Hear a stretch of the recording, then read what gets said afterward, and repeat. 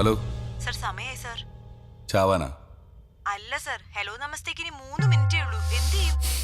ഇന്നത്തേക്ക് ഏതെങ്കിലും ട്രെയിനീസിനെ കയറ്റാൻ പറ്റുമോ നോക്ക്. ട്രെയിനീസിനെയോ? ഈ പ്രോഗ്രാമോ?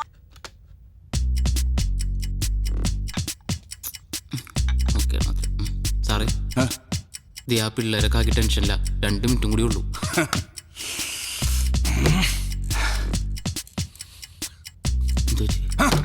എനിക്ക് പ്രാന്ത് പിടിക്കും. എനിക്ക് ഉറപ്പായിരുന്നു സാറിന് പോക്കണ്ടിട്ട് സാറിന് പ്രാന്ത് പിടിക്കാൻ സാധ്യത ഉണ്ടെന്ന്.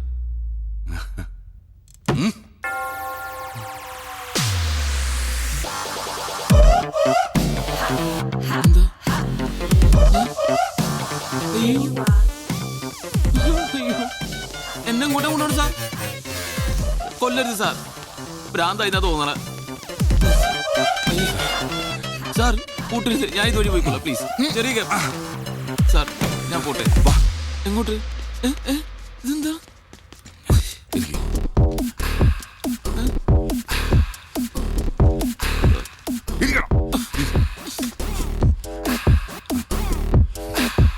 വെൽക്കം ടു ഹലോ നമസ്തേ. ഇന്ന് നിങ്ങൾക്കൊപ്പമുള്ളത് 2 സർപ്രൈസ് ആർജേഴ്സ് ആണ്, ജയ് ആൻഡ് അബു. അബു? ഞാൻ ജയ്. എന്നോടൊപ്പം ആരാണെന്ന് ഞാൻ പറഞ്ഞു. ആരാണ്? അബു. അബു. അപ്പൊ നമ്മൾ തകർക്കല്ലേ? എന്തിനാ തകർക്കണത്? തകർക്കല്ല, പൊളിക്കല്ലേ? പൊളിക്കെന്തിനാന്ന്? പൊളിക്കാം, നമുക്ക് ഇടിവെട്ടാക്കാന്ന്. എനിക്ക് പേടിയാണ് സാർ. ഈ അബുവിന്റെ കാര്യം എങ്ങനെയാണ്? എന്ത് പറഞ്ഞാലും പേടിയാവുന്നു എന്ന് പറഞ്ഞുകൊണ്ടേയിരിക്കും. എന്റെ അബു, ഈ ലോകത്ത് നമുക്ക് വേണ്ടത് ധൈര്യമാണ്. ധൈര്യം. ഈ ധൈര്യം വെച്ചുകൊണ്ട് നമ്മള് റെയിൽവേ ട്രാക്കിന്റെ ഫ്രണ്ടിൽ പോയിരുന്ന ട്രെയിൻ വന്നാ ചത്തോയില്ലേ? പോയില്ലേ? ഈ അബുവിന്റെ ഒരു കാര്യം. ഇനി ഹലോ നമസ്തേയിൽ ഒരുപാട് വിശേഷങ്ങൾ കേൾക്കാനുണ്ട്. ഒരു പാട്ട് കേട്ടതിന് ശേഷം നമുക്ക് മടങ്ങി വരാം. ഇവിടെ മനുഷ്യന്റെ ജീവൻ പറഞ്ഞ പോരാട്ടം നടക്കുക. അവിടെ തമാശ കളിക്കണം. ഇനി പേടിയാണ് ടെൻഷനാണെന്ന് പറഞ്ഞാണ്ടല്ലോ, നിനക്ക് തോന്നുന്നു പറഞ്ഞാൽ മതി. എടാ, വിചാരിച്ചാൽ നടക്കാത്തൊരു കാര്യമില്ല. നിനക്ക് സാലറി കൂട്ടി വേണം. എനിക്കുള്ള സാലറി ഇപ്പൊ തന്നാ മതി. വേഗം ഇരുന്നോ. ഇന്ന് തന്നെ ഒരു സാലറി തരും. തരുമോ? ഓക്കെ, പറ്റിക്കരുതട്ടാ. പാട്ട് തീരാൻ പോകുന്നു. Welcome back to hello Namaste. നമസ്തേ. ഹലോ, ഞാൻ അബു. കുറച്ച് നേരമായിട്ട് ചെയ്യുമ്പച്ചാ നിങ്ങൾ വെറുപ്പിച്ചോണ്ടിരിക്കണേന്ന് എനിക്ക് മനസ്സിലായി.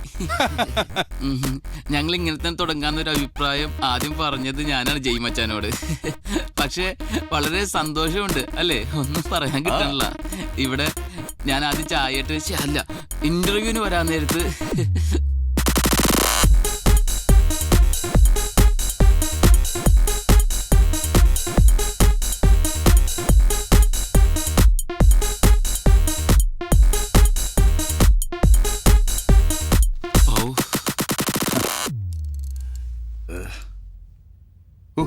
നമ്മൾ എന്തൊക്കെയാടാ പറഞ്ഞത്? എനിക്കൊന്നും ഓർമ്മയൊന്നുമില്ല.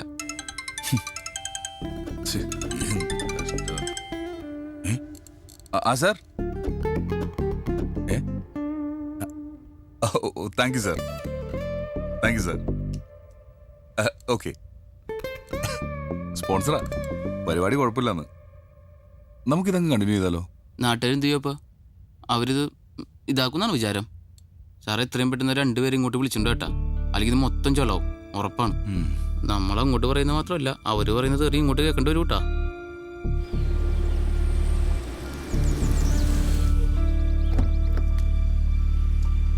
സഖാക്കളെ, പാർട്ടി സമരങ്ങളൊന്നും ഏറ്റെടുക്കില്ല നാട്ടുകാരുടെ ഇടയിൽ ഒരു പരാതിയുണ്ട്. ഹലോ, ഞാനിപ്പോ ഇത് ആരോടാ പറയുന്നേ? ഇതന്നെ 24 മണിക്കൂർ ഇതിന്റെ മോൾ ഇങ്ങനെ വരച്ചു കളിക്കുക. ഞാൻ ഒരു കാര്യം ചെയ്യാം, പാർട്ടി തീരുമാനങ്ങളൊക്കെ വാട്സാപ്പിലിടാം. എന്തേ?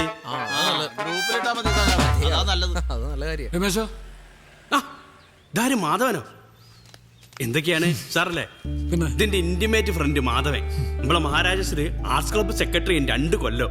പിന്നെ പരിപാടിക്കും കേക്കല്ലേ ഹലോ നമസ്തേ ഗംഭീരാവുണ്ട്. എന്തേ ഇവിടെ? അപ്പം പ്ലാവാണ് പ്രശ്നം. ഇങ്ങനത്തെ ചെറിയ പ്രശ്നങ്ങളൊന്നും പാർട്ടി ഏറ്റെടുക്കില്ല. കയ്യും കാലും വെട്ടിക്കാണുമ്പോ ഇന്ന് തന്നെ വെട്ടാ. എന്റെ വെട്ടാണ്ടോ? പറയും. ഒരു കയ്യും കാലും വെട്ടണ്ട. എന്റെ പ്രശ്നം പ്ലാവാണ്. ഞാൻ കുറെ നാൾ നടന്നാണ് പാർട്ടി എന്നെ സഹായിക്കണം. എന്നായി ഒന്ന് കേട്ടോ, പാർട്ടി ഇടപെട്ട് കഴിഞ്ഞ് ഏറ്റെടുത്ത പ്രശ്നങ്ങളും സമരങ്ങളൊക്കെ തോൽക്കുണ്ടെന്ന് ചെറിയൊരു ആരോപണം ഉണ്ട് പുറത്ത്. അത് ശരിയാണ്. എന്നാ കേട്ടോ, കൊമ്പല്ല പ്ലാവെന്ന് വെട്ടിക്കാളെ നമുക്ക്. പിന്നെ സംസ്ഥാന സമ്മേളനമൊക്കെയാണ് വരുന്നത്. നമുക്ക് ചെറിയൊരു സംഭാവന വേണ്ടി വരും. ഒരു 1000 രൂപ ഞാൻ ഇപ്പൊ തന്നെ വന്നേക്കാം. അതിന്റെ കൂടുതൽ പൂജ കൂടി കൂട്ടിക്കോ. 10,000 രൂപ? അല്ല, അത് അഡ്വാൻസ്. പിന്നെ പ്ലാവ് മുറിച്ച് കഴിക്കുമ്പോ ബാക്കി റെഡിയാക്ക. ധൈര്യമായിട്ട് നിന്നോ, പാർട്ടി അല്ലേ പറയുന്നേ.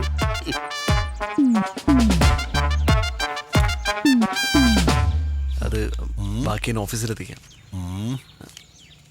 ഫീസ് എത്രയായാലും സാരമില്ല, ഇതിന്റെ ഒരു കൊമ്പ് പോലും അവര് മുറിക്കാൻ പാടില്ല. ആ ഇങ്ങനെ ജില്ലെന്ന് നിൽക്കുന്ന കക്ഷികളെ എനിക്കും ഇഷ്ടം. അപ്പൊ എല്ലാം പറഞ്ഞ പോലെ ഓക്കെ. അതെ, നമുക്ക് കുറച്ച് പൈസ ടോമിച്ചായനോട് ചോദിച്ചാലോ? നീ എന്തായി പറയുന്നത്? ഭയങ്കര നാണക്കേട്.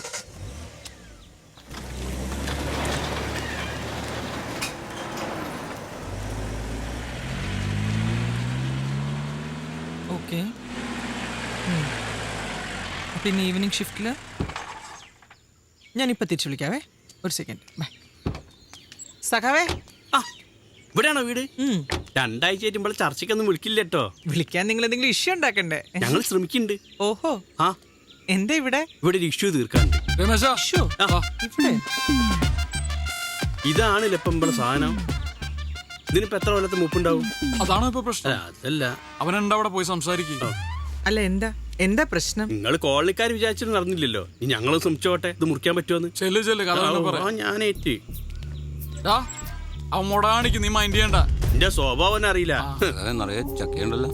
ആ രാഹുൽ, ഞാൻ താമസിക്കുന്ന വില്ലിലേക്ക് എത്രയും പെട്ടെന്നൊരു യൂണിറ്റ് അയക്കണം. എന്നിട്ട് ന്യൂസും അപ്പ് ചെയ്തു. യുവ ആർജയുടെ വീട് CKM വളയുന്നു. ആ